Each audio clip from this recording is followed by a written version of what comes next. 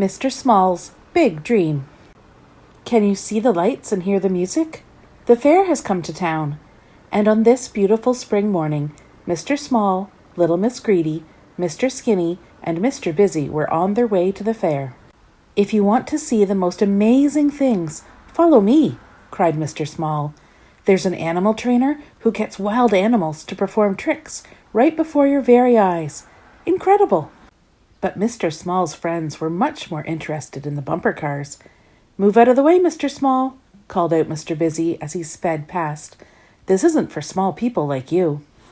Because, of course, Mr. Small is so very small, and bumper cars are just too big for him. They're too fast, too noisy, and most definitely too big. Poor Mr. Small. Candy floss for sale, came the call, and immediately everyone hurried towards the man with the candy floss cart. Mr. Small got pushed this way and that by the crowd. A large candy floss for me, please, said Little Miss Greedy greedily. Me first. I'm in a terrible hurry, said Mr. Rush. I'll have a candy floss with 2 sticks so that I can hold on to it better, said Mr. Clumsy. Please, could I have a small candy floss? Asked Mr. Small in his very small voice. But nobody heard him. Poor Mr. Small. A little further along, a man was calling out to the crowd. Roll up, ladies and gentlemen.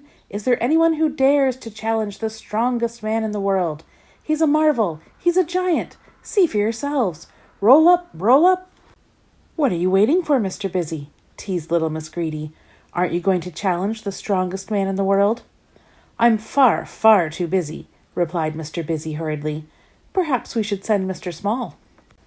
This, of course, made everyone laugh, everyone except for Mr. Small, who tried to make himself even smaller than usual. Poor Mr. Small.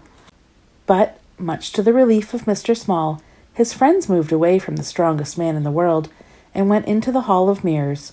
Being a fair, the mirrors in the Hall of Mirrors were no ordinary mirrors, of course, as Mr. Skinny soon found out. And as for Mr. Small, well, he was completely transformed. And as he stared at his enormous reflection, he began to dream about how different his life could be if only he wasn't so small. Bumper cars aren't for small people like you, Mr. Busy, he imagined himself saying as he crashed into a very small Mr. Busy.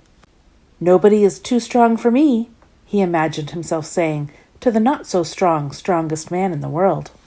But Little Miss Greedy's voice interrupted his daydream.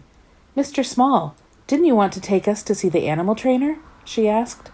Oh, yes, replied Mr. Small. 4 tickets, please. I'm sorry, replied the ticket seller, but there's no show today. The animal trainer is injured. I can take his place, replied Mr. Small boldly. I know his show very well. I've seen it many times. There was a drum roll, and Mr. Small stepped onto the stage. Was Mr. Small, who was so very small, really going to stand face to face with a wild animal? Little Miss Greedy, for one, was quite sure that Mr. Small had gone completely, stark raving mad. Hop, hop, hop, a frog, a little green frog. Yes, Mr. Small was standing face to face with a wild animal, a small, green wild animal. The show was a huge success, and Mr. Small was delighted. He had always wanted to be a wild animal trainer. At last, his dream had come true. A round of applause for Mr. Small, the greatest frog trainer in the whole world, announced the ticket seller. Hip, hip, hooray! Cried Mr. Small's friends, and the rest of the audience. And the last I heard of Mr. Small was that he had plans to open a flea circus. But that's another story.